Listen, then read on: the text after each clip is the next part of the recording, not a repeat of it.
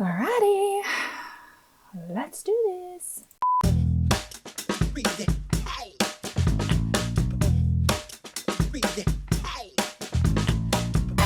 Hey friends, welcome back to another episode of the Remind podcast. My name's Dr. Ashleigh Moreland and I am joined by my amazing co-host David Masterton.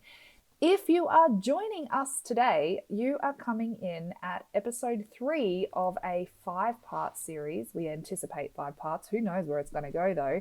All about the nervous system and our nervous system based survival or stress responses, our fight, flight, freeze and fawn responses.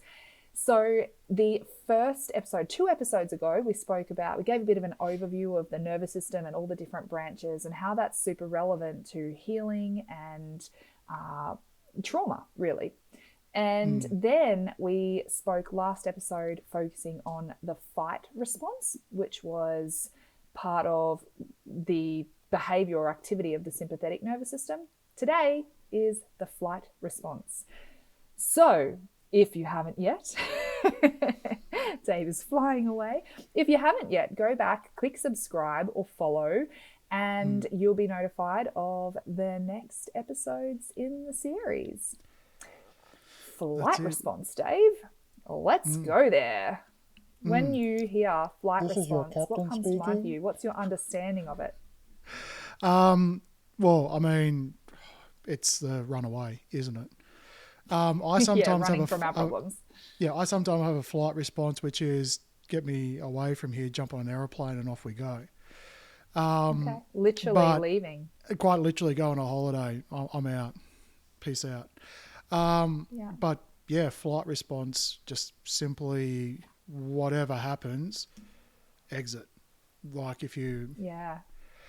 I typically don't have this kind of response. Doesn't mean I haven't had it in the past. I'm sure if, I think I may have said in a previous episode, if a big bear or something was running at me, I'm going to have a flight response. I'm not going to have a fight response, right? And so, but yeah, typically when we're talking about this in a mental way, it's sort of something happens and just the first instinct is to want to jump in the car, run away, call an Uber, just walk out of the room. It's just that I'm out of here. And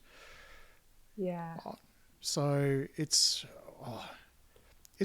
a pretty big one because I think I mostly associate, interestingly enough, flight response with avoidant attachment styles as well, whether they are exactly one in the same. Then it's sort of like, okay, boom. It's almost like the flight response also, I feel, would have a similarity with not wanting to, just like a fear of, what's the word I'm looking for? A fear of sort of, words have lost me. It's gone. It's arguing. What's the word I'm looking for, Ash? Confrontation? There we go. The fear of confrontation. But I suppose freeze and fawn would have a similar thing, where fight, no fear of confrontation. Like fight is confrontation, is the strategy. Yeah, that's it. It's sort of like confront to dominate, whereas this is just avoid it and hope it goes away. Yeah. And so it's interesting because you go. I'll go. I was going to say it's interesting because from what I've heard so far, it sounds like most of your understanding of a flight response is about leaving and avoiding, which I would say is probably the most obvious. But I actually find that flight responses are the most misunderstood response out of all of our trauma responses because it's not about physically, well, it is about physically leaving. That is a version of a manifestation of a flight response, but it's actually about mentally checking out as well. So think about some of the things that we can mentally check out well, we might keep ourselves busy. Like I know for me, a big sign, flight is my default flavor of stress response when I observe flight responses, but it's not like I don't just get up and walk out of a conversation or things like that. It's more like I'll mentally check out, or I'll start daydreaming, or I'll make myself really busy. I'll overthink, I'll ruminate. It's all of these things are flight responses. So when you aren't physically escaping or avoiding, you will mentally escape or avoid. And that is still a flight response. So I would say that's probably the most misunderstood out of all of the stress responses, because people will go, oh no, I don't have a flight response. It's not in my nature to escape or like to leave. But then when I help them to see it in that way, like, yeah, but where are you mentally checking out? They'll go, oh my gosh, yes, I'm a massive overthinker, or I ruminate all day long, or I'm never present in the moment. That's the flight response. So it's not just about physical escape. I'm all about the physical side of it when I've thought about these things, right? So fight, you put your dukes up. Flight, you literally leave the room or you escape what's going on. Freeze, you literally just stand there like deer in the headlights. And fawn, you sort of, you're just appeasing. You're just, you're surrendering. You're doing all that. But what you're saying is, in a mental state, to get to those, I suppose, physical manifestations, there has to be a mental process, or there has to, not even a mental process, but a nervous system reaction. They're completely separate. Yep. Okay. Well, yes, it has to be a nervous system response in the sympathetic nervous system, but you can have no overthinking but run away, or you can be still and not physically run but be mentally completely checked out. They're both really valid flight responses that are completely independent and completely different, but are achieving the same thing. So one is a physical and one is a mental, but they're both a flight response. Okay, but when we classify it, we're sort of really looking at what is the nervous system doing. So when you're checking out, you're still standing there, you're not paying attention, and let's just say you're being berated or there's something you're having to work through. But if you mentally check out and you're thinking about something else, or you're just not interested. Mm-hmm. My husband calls it lights are on, no one's home. Okay, so that's a flight situation. That's a flight, yes. Could it be confused with like what would be the difference then? Let's just say physically the person's just stopped, but mentally you've got, I'm not listening, I've checked out, the lights are on but nobody's home, I'm just working, eventually this will go away. And then like, what's the difference between that being flight or freeze or fawn mentally? We're going to talk about freeze in the next episode, but freeze is more about paralysis. Like your brain... unable to speak, unable to act, your brain shuts down, can't think clearly, the brain fog. They're more freeze symptoms, but we'll speak more about that in the next episode. Sure. It's a valid question because from the outside, it can just look like immobility. And so you're immobile, if you're immobilized, well, then what's going on is that you're in that moment, your mind is so racing and your thoughts are so racing and you're overthinking, you're ruminating, all those kinds of things. Another physically, like for me, a flight response manifests in being busy, gotta go, can't stop. And that busyness is a way to avoid and evade being in the moment or being present with my emotions.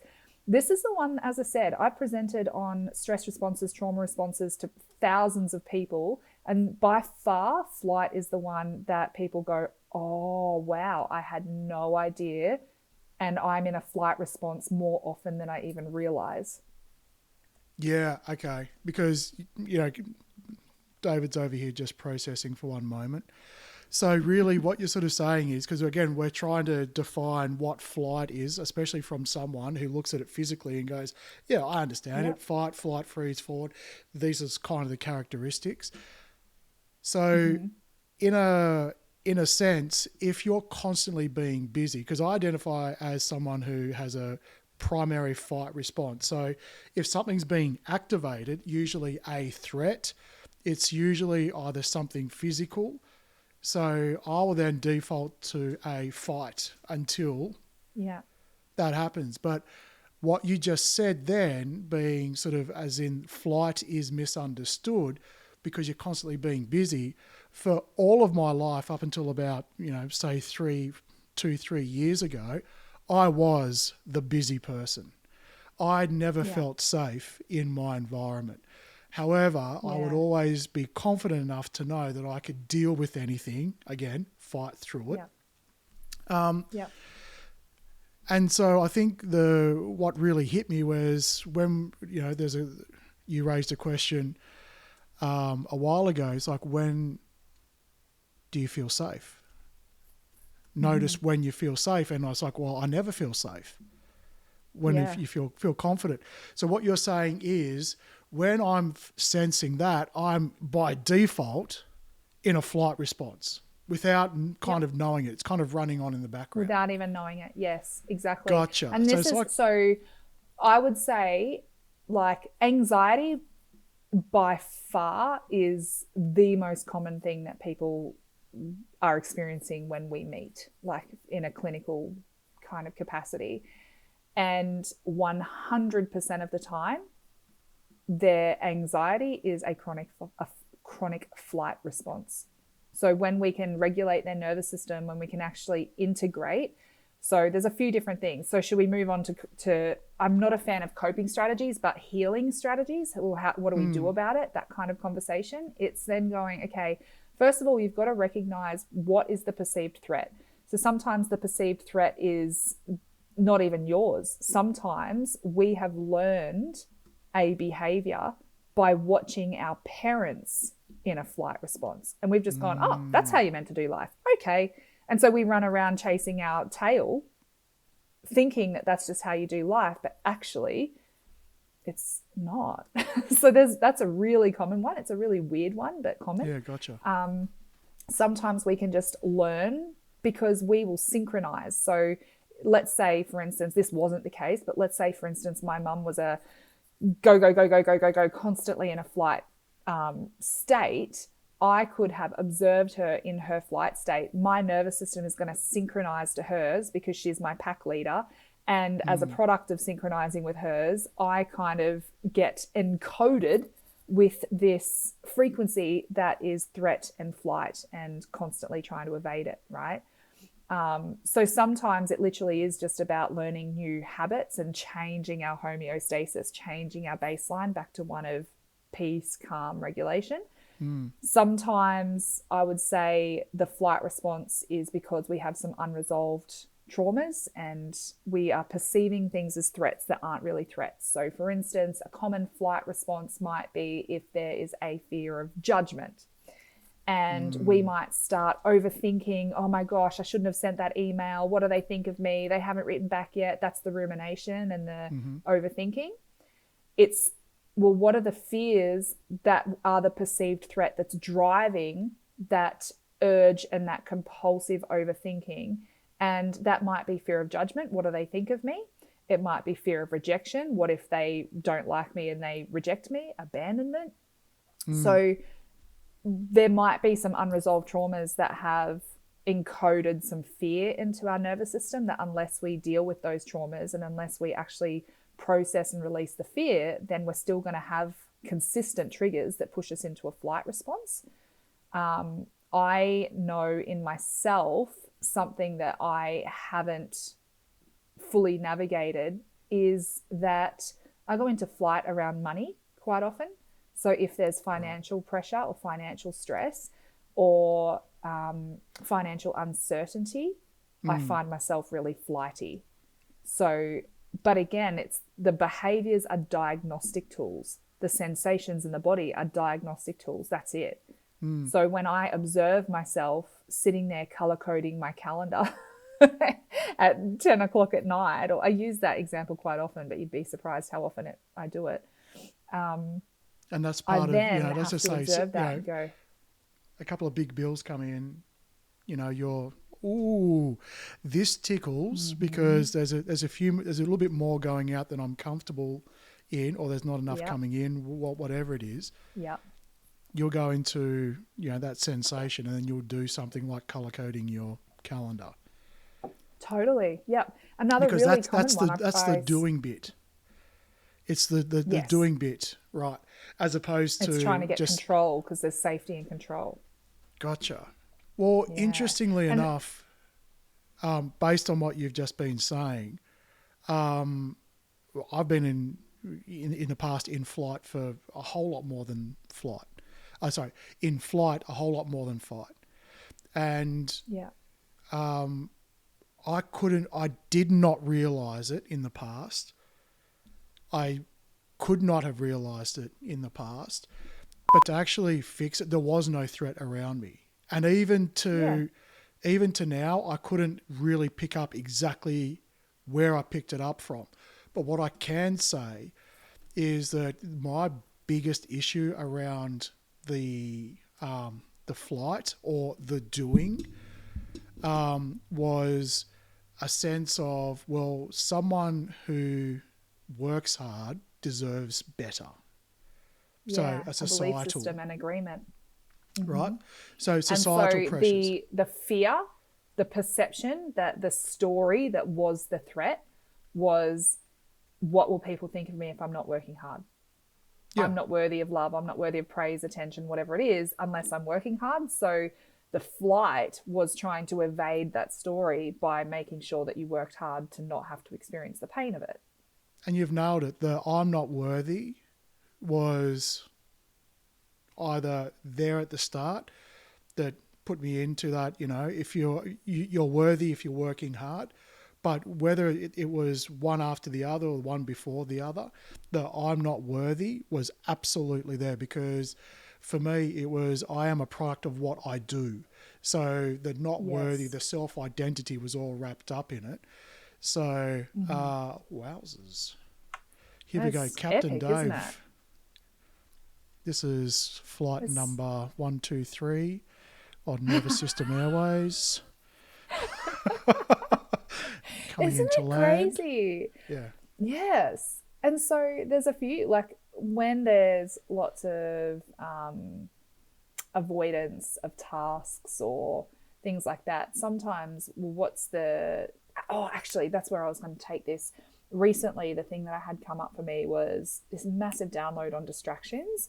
And the thing that I had said is that one of the greatest threats to entrepreneurs or, high achieving people is opportunity.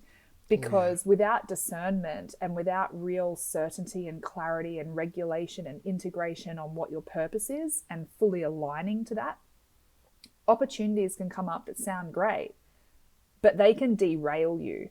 And that allowing opportunities or distractions to come and derail you from your mission is the flight response in action. It's the avoidance at an unconscious level to go, oh, if I just go and do this shiny thing over here, then I don't actually have to do that, which might make me be seen, which might make me be rejected, which might make the people around me uncomfortable, or whatever that looks like. And so when we can process the fears, the trauma, the disconnected sense of self and come really, really integrated and aligned, our ability to see distractions as nothing more than distractions, or opportunities that sound great but aren't great for us, becomes so much easier, because the thing that we're working towards is no longer scary and it's no longer a threat. We don't have to avoid it anymore. We can just go full steam ahead and get there. And that's the idea of kind of mentoring that I really love. That's the type of work I really love. That's brilliant, because I was just thinking about an example, and I'll talk about someone who's constantly studying or doing constant self-improvement. Yes. And then I'll put it in two frames, one which is aligned with purpose, and another frame which is exactly what you're saying. I'm not worthy, so I need to keep on distracting myself. So let's just go with the distracted side. Let's just say you want to be an astronaut, right? That is your burning desire, to be an astronaut. And so you do this study, you do this preparation, you do this other study, then other things come up. And then so you keep on studying that, and you're doing all these auxiliary things because you want to make the best CV you can to be an astronaut. But along the way, you never actually apply to be an astronaut because you're doing astrophysics, this, that, whatever it is, right? Yeah. You're going to know all the knowledge. You'll just use the knowledge to avoid ever having to execute on it. That's it, because the thought of actually going to NASA or putting the application in and being rejected or whatever it is, done. Versus being someone who actually has a thirst for knowledge in space, in the astrophysics, and wants to lecture about it and wants to share it and just has a massive desire to just really soak it in. Well, now suddenly you're on the path. So you could take one thing, have the intention or the guilt, the shame, the not worthy, the limiting belief or story, and that can change your actions or your motivation to either be incredibly driven and diligent versus highly distracted. So, I totally agree. This is my favourite so far. Yeah, it really is. And it totally changes the way that you, like for me, it changes the way that I have compassion towards avoidance. Because instead of avoidance being met with shame and judgment, I go, oh my gosh, what is the threat? Because avoidance is flight. It's a flight response that's based on survival. So hypothetically, just for a second, we've spoken about it before. So hypothetically, if someone was avoiding something and being busy with all these other things but not doing the thing, what's the threat? And it might be, it could be anything, but it invites that level of curiosity to go, people don't just avoid things that are important to them because of no reason. People are avoiding the people, places, things, tasks, study, whatever it is, because something about executing it feels really, really threatening and unsafe to their nervous system. Which might be, well, what if you do it and it's still not good enough? What if you do it and you fail? What if you do it and people don't buy it? What if you do that thing and no one likes it? That's what you're avoiding. That's the threat.